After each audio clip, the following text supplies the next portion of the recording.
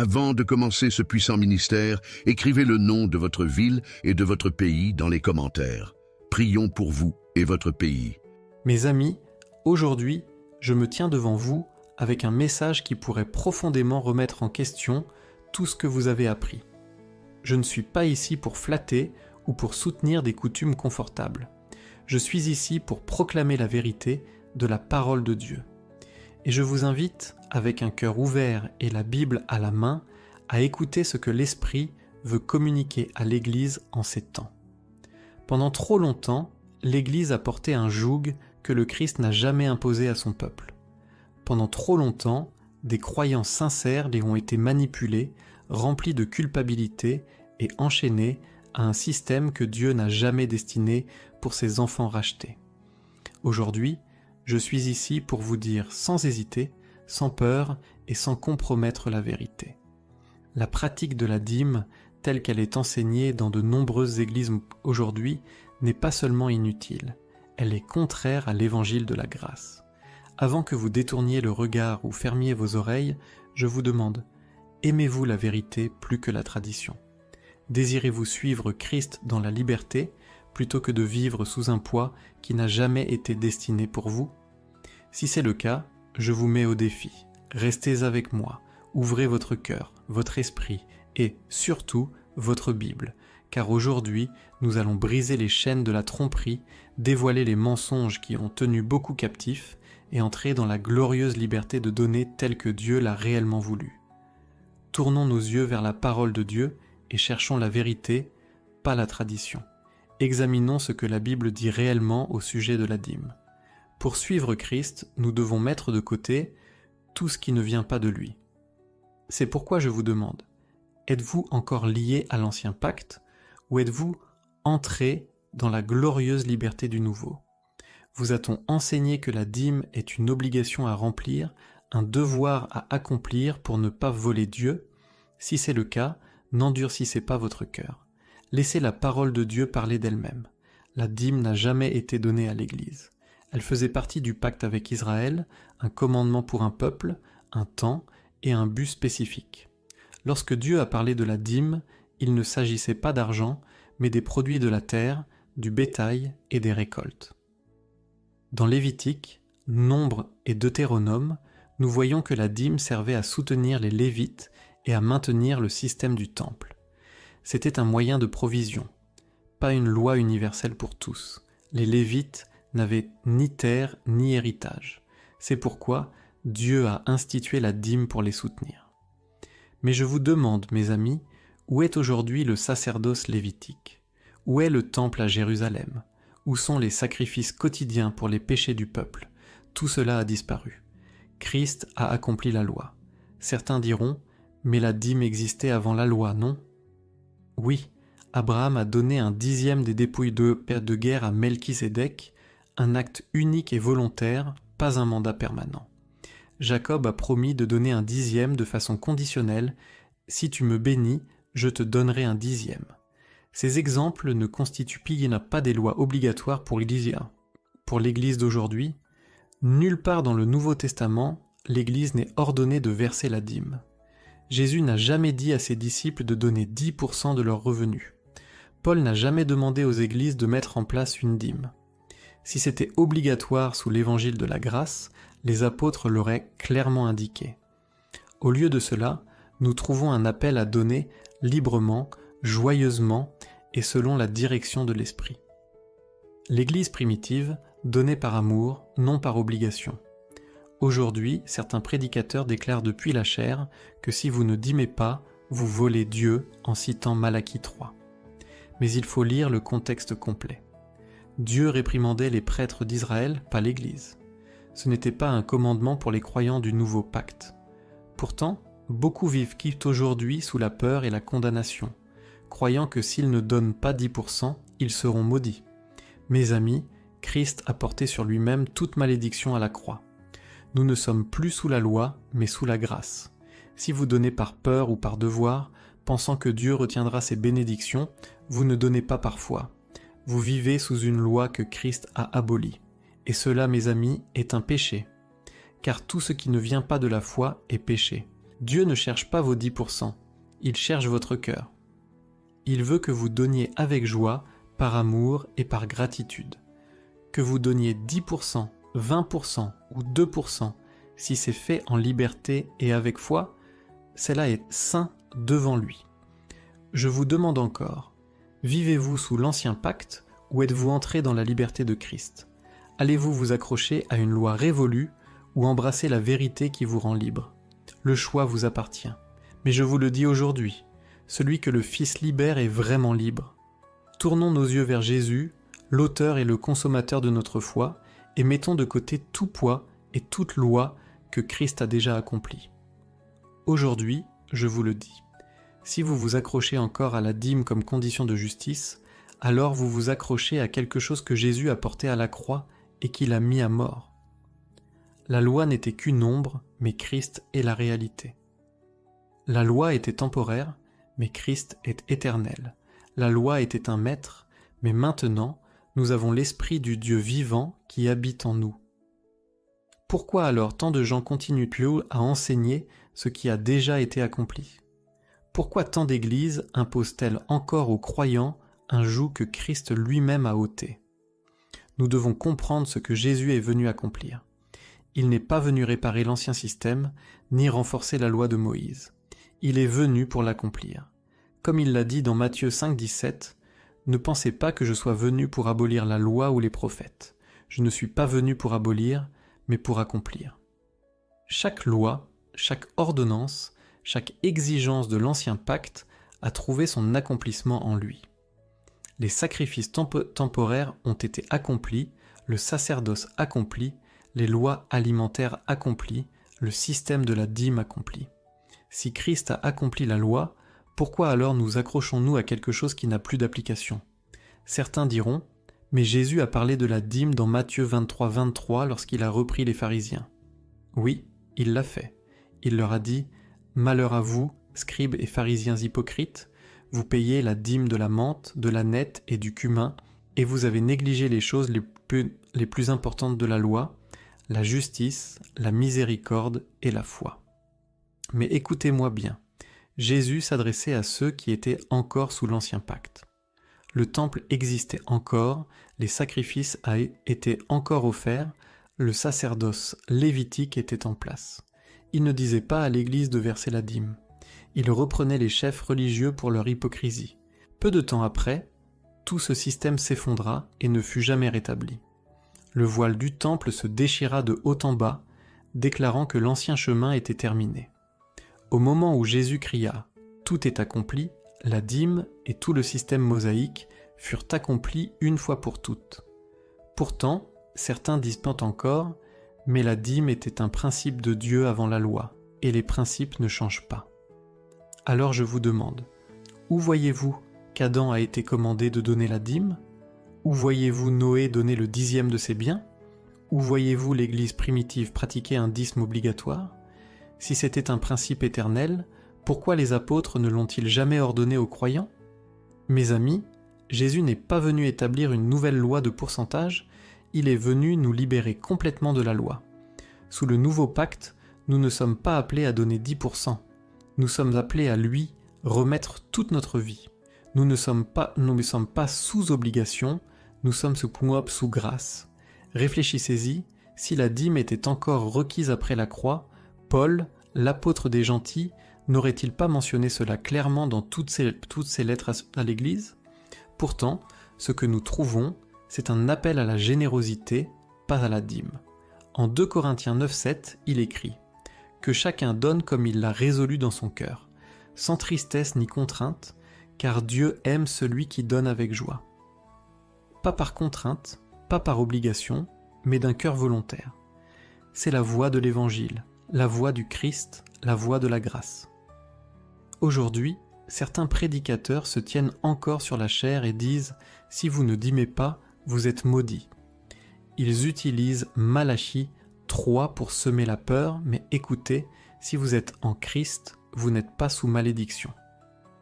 Galates 3, verset 13 dit « Christ nous a rachetés de la malédiction de la loi, étant devenu malédiction pour nous. » Si Christ nous a rachetés, comment pourrions-nous être maudits? S'il a accompli la loi, pourquoi serions-nous obligés de garder ce qu'il a déjà complété? Insister sur la dîme comme exigence, c'est nier le pouvoir de la croix, c'est dire que ce que Jésus a fait n'était pas suffisant, c'est relever le voile qu'il a déchiré.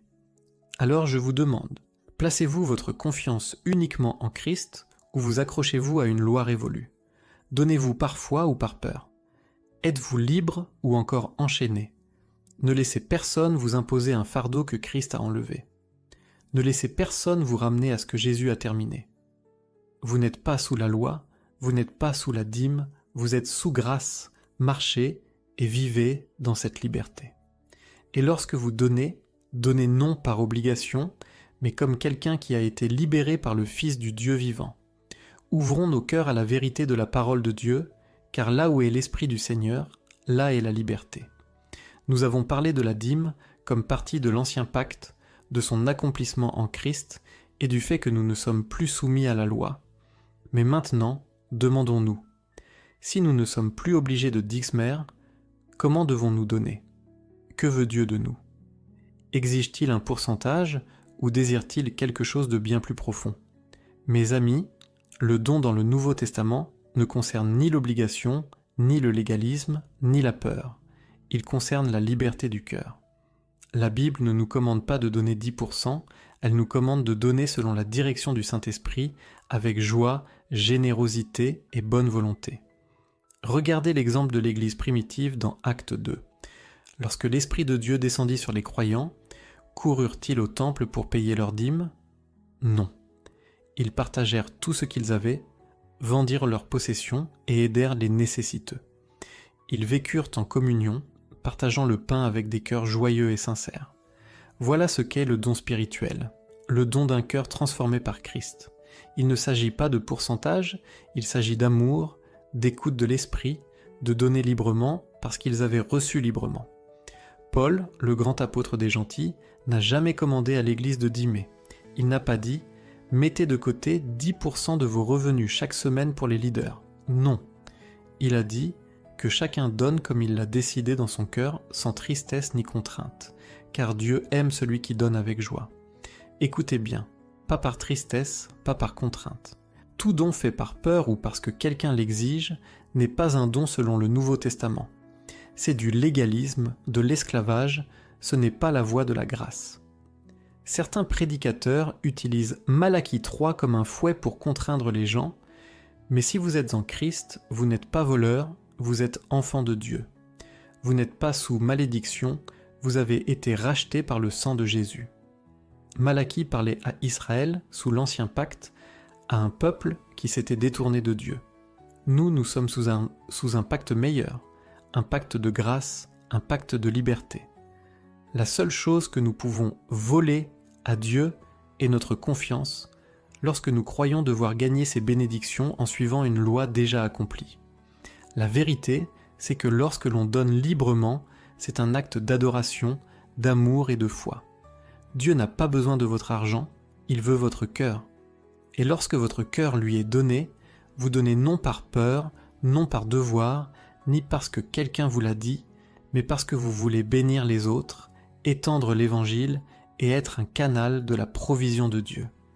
C'est ce type de don qu'il honore, qui lui plaît et qui apporte la joie. Certains se demanderont, mais si nous ne dîmons pas, comment l'Église survivra-t-elle? Comment financer les ministères?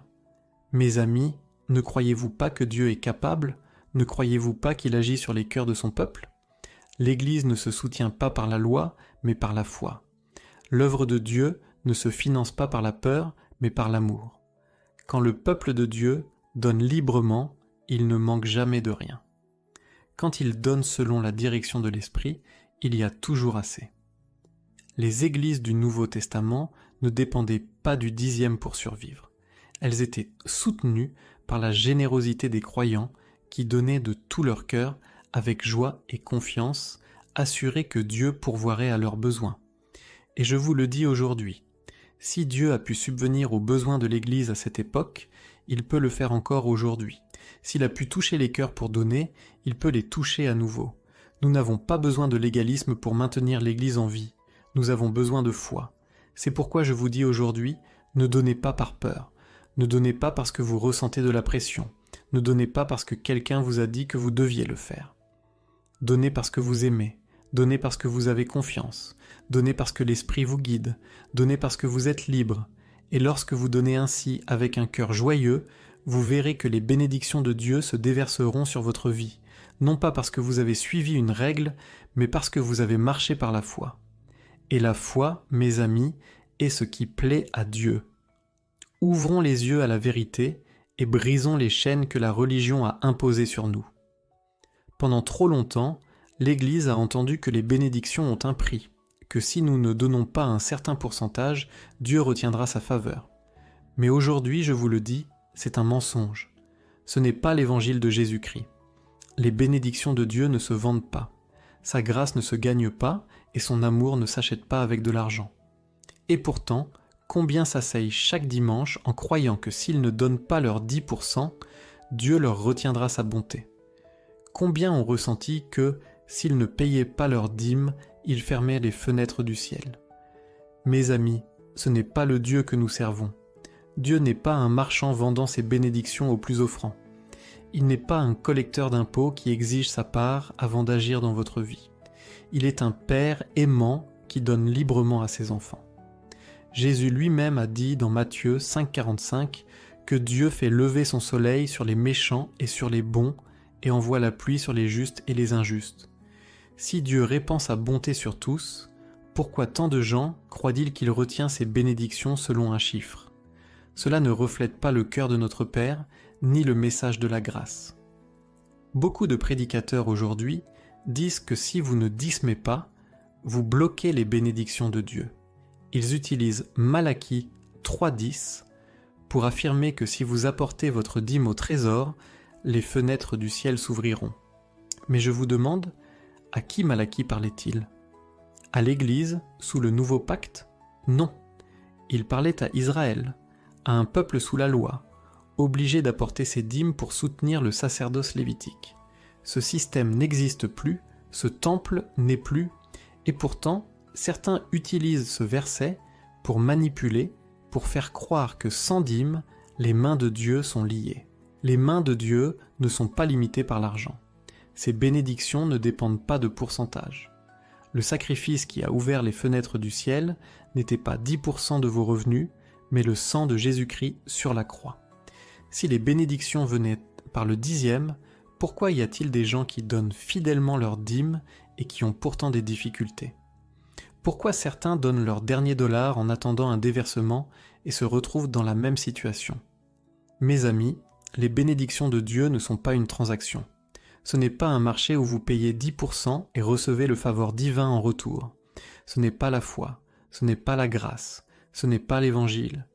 Regardez les apôtres, Paul, Pierre, Jean. Ces hommes ont marché dans la plénitude des bénédictions de Dieu et n'ont jamais prêché le 10e.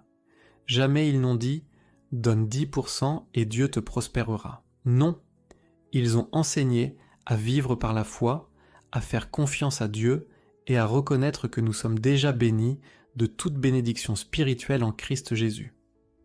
Éphésiens 1,3 le déclare. « Béni soit le Dieu et Père de notre Seigneur Jésus-Christ, qui nous a bénis de toute bénédiction spirituelle dans les lieux célestes en Christ. Si vous êtes en Christ, vous êtes déjà bénis. Vous n'avez pas besoin d'acheter son favor, ni d'acquérir sa provision. Vous n'avez pas besoin de Dixmer pour être dans sa grâce. Au moment où vous avez cru en Jésus, vous êtes entrés dans la plénitude de ses bénédictions. Certains diront, si nous ne dismons pas, comment Dieu pourvoira-t-il à nos besoins ? Mes amis, pensez-vous que la provision de Dieu dépende d'une formule ? Croyez-vous qu'il a besoin de 10% de vos revenus pour répondre à vos besoins ? Non. La Bible dit dans Philippiens 4,19 « Mon Dieu pourvoira à tous vos besoins selon ses richesses en gloire en Jésus-Christ. Non selon votre registre de dîmes, ni selon votre pourcentage de dons, mais selon ses richesses. Et je vous le dis, ses richesses ne s'épuisent jamais. Son trésor n'est jamais vide. Sa provision est illimitée. Dieu nous appelle à donner, mais il nous appelle à donner par amour, non par légalisme. Parfois, non par peur. Avec joie, non par crainte, que si nous ne donnons pas, il retiendra ses bénédictions. Le moment où nous croyons que notre don contrôle la faveur de Dieu, nous transformons la foi en transaction et réduisons notre relation avec lui à un contrat commercial. Mais Dieu ne fonctionne pas ainsi. Il est un père, pas un banquier. Il donne parce qu'il aime, non parce que nous suivons une règle. C'est pourquoi je vous dis aujourd'hui, ne laissez personne vous dire que les bénédictions de Dieu se vendent. Ne laissez personne vous imposer l'idée que si vous ne donnez pas une certaine somme, les fenêtres du ciel resteront fermées. Mes amis, les fenêtres du ciel ont déjà été ouvertes par Jésus-Christ. Les bénédictions de Dieu sont déjà à vous en lui. Ne vivez pas dans la peur, ne donnez pas dans l'esclavage. Marchez dans la liberté de la grâce, sachant que votre Père céleste est bon, fidèle et aimant, et qu'il bénit non pas selon ce que vous donnez, mais selon ce qu'il est. Ne soyons pas trompés. L'ennemi a toujours essayé de prendre ce qui est pur et de le transformer en fardeau. Il prend ce que Dieu donne librement et fait croire à l'homme qu'il doit le gagner.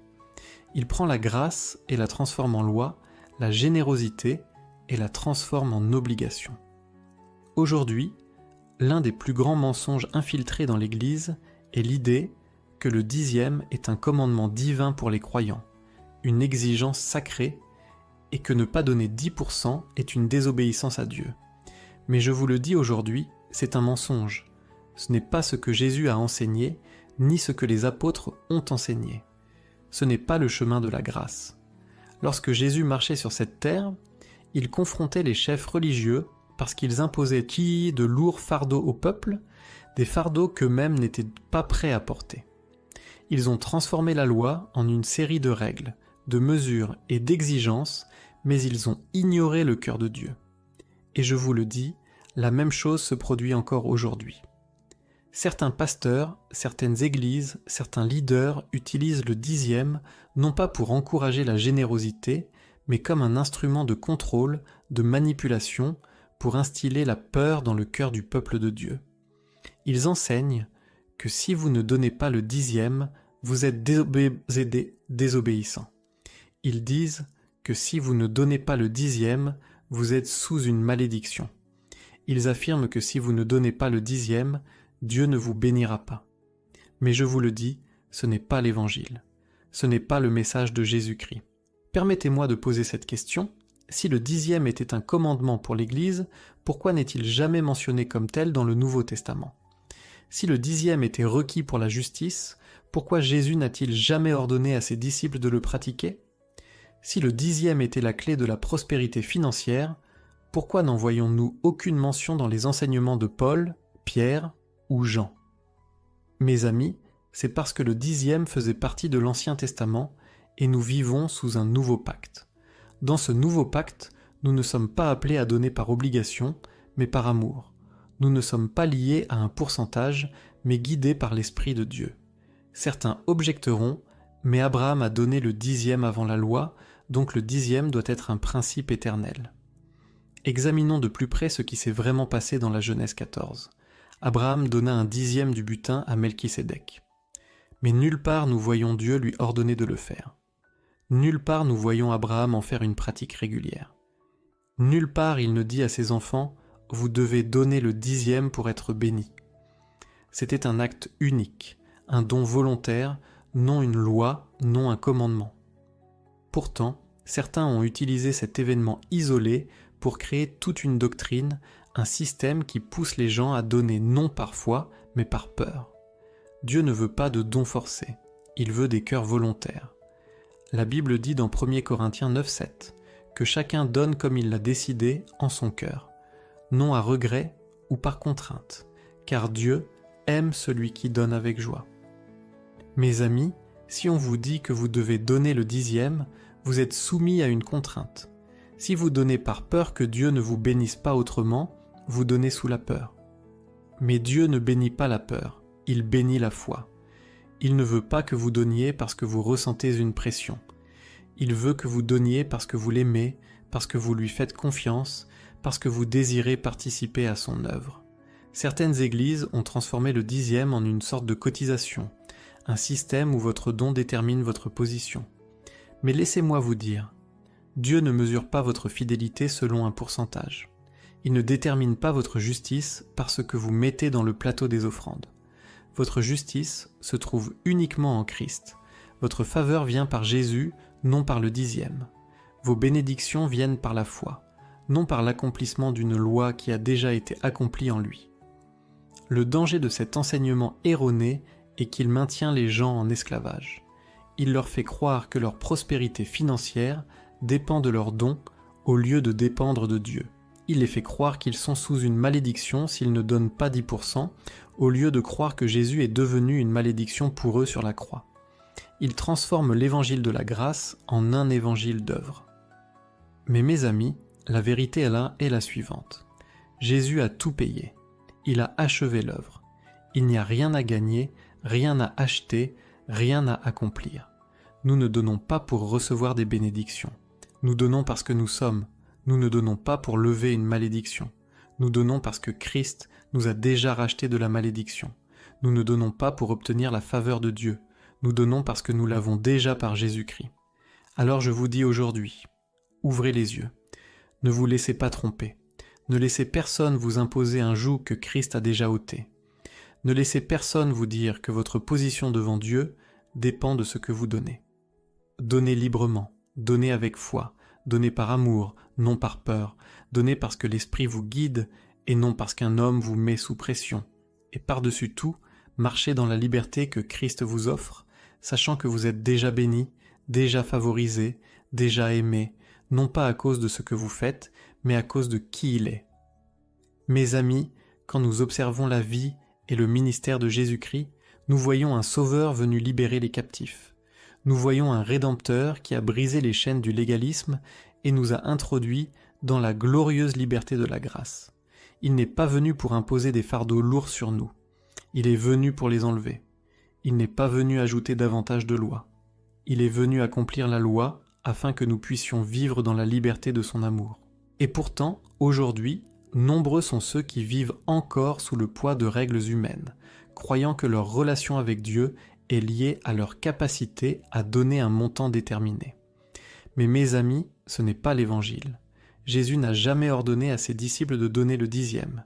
Il n'a jamais dit « Donnez 10% et vous serez bénis ». Non. Que dit-il alors? Il dit « Vous avez reçu gratuitement, donnez gratuitement ».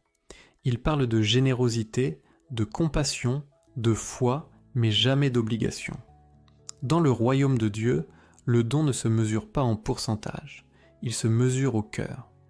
Ce n'est pas suivre une règle, c'est être conduit par l'Esprit. Ce n'est pas accomplir un devoir, c'est vivre dans l'abondance de la grâce de Dieu. Mais la tragédie d'aujourd'hui est que beaucoup d'églises ont transformé ce qui devrait être un acte joyeux d'amour en un devoir légaliste. Ce qui devrait être une réponse guidée par l'Esprit est devenu une loi à obéir. Et que se passe-t-il? Les gens donnent non parce qu'ils le veulent, mais parce qu'ils se sentent obligés. Ils donnent non par joie, mais par peur. Et mes amis, ce n'est pas la volonté de Dieu. La Bible dit que Dieu aime celui qui donne avec joie. Pas sous contrainte, pas par peur, pas à contre-cœur, mais avec un cœur joyeux. Et comment peut-on être joyeux lorsqu'on est forcé?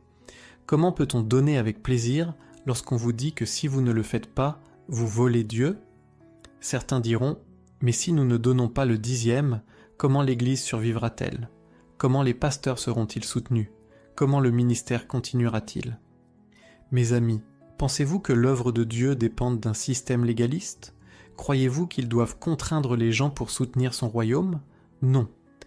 L'Église ne repose pas sur le dixième, elle repose sur la foi.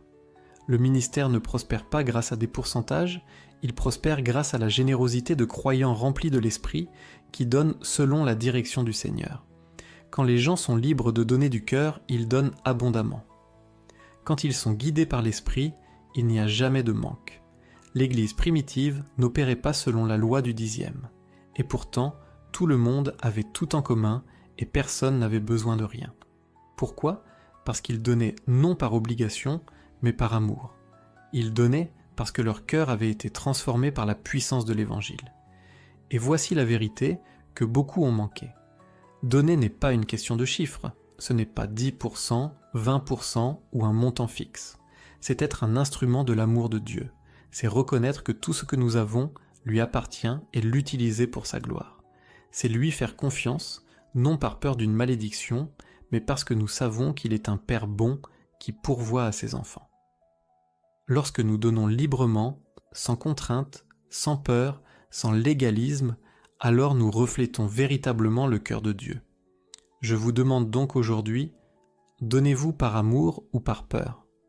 Donnez-vous parce que l'Esprit vous a guidé ou parce que l'homme vous a pressé? Donnez-vous dans la liberté de la grâce ou vivez-vous encore sous l'esclavage de la loi? Mes amis, Jésus est venu pour vous libérer. Il est venu enlever chaque fardeau, briser chaque chaîne, détruire tout joug qui maintient son peuple captif. Ne laissez personne vous dire que vous devez payer pour recevoir les bénédictions de Dieu. Ne laissez personne vous convaincre que votre position devant Dieu dépend de ce que vous donnez. Vous êtes son enfant, racheté par son sang, favorisé par sa grâce, béni au-delà de toute mesure, non pas à cause de ce que vous faites, mais à cause de ce qu'il a accompli. Marchez donc dans cette liberté. Donnez selon la direction du Seigneur. Donnez par amour, parce que vous désirez être une bénédiction, parce que vous avez confiance en celui qui pourvoit à tous vos besoins. Et sachez ceci, lorsque vous donnez d'un cœur rempli de foi, de joie et d'abondance de grâce, vous expérimenterez les véritables bénédictions de Dieu, non parce que vous avez suivi une loi, mais parce que vous avez marché dans la plénitude de ses dons. Abonnez-vous à la chaîne si ce message vous a touché. Merci pour soutenir notre travail serait formidable. Que Dieu vous bénisse.